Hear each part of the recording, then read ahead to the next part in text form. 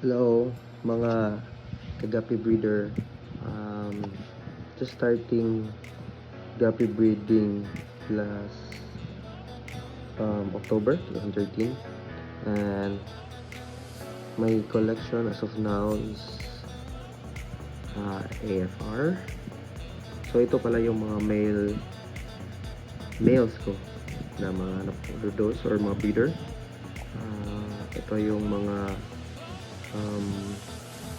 medyo malaki na mga fry, so more than 3 weeks. So ito yung mga breeding setup ko. So sa baba, sa gitna, ito naman yung mga fry ko na more than 1 month or almost 2 months. So andyan sila lahat dyan. Dyan ko sila i-classify if male or female.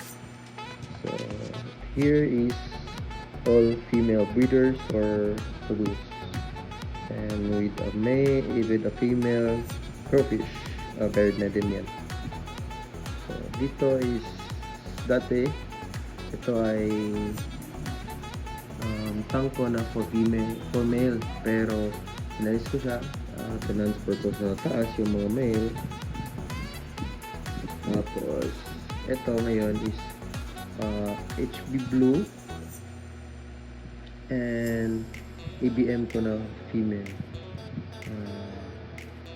Tapos may crowfish din akong binibreed dyan. So dalawang male, isang female. Yung isa is nilipat ko dito na si Bird. Yan. And ito naman dyan ba is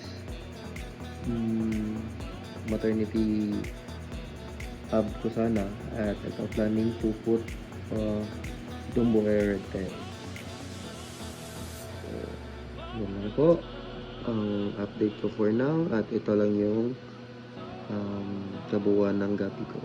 May mga ano din ako, may mga beta din ako, 4 lang, dati 5, tapos namatay yung isang may yun. Again, ito nga po pala si DJ's Guppy Goldfish for now. Guppy Goldfish. Tapos, for now, Guppy pa yung nasa atin. Planning to put a whole tank here for goldfish. Hoping na masaset up ko na siya soon. Thank you.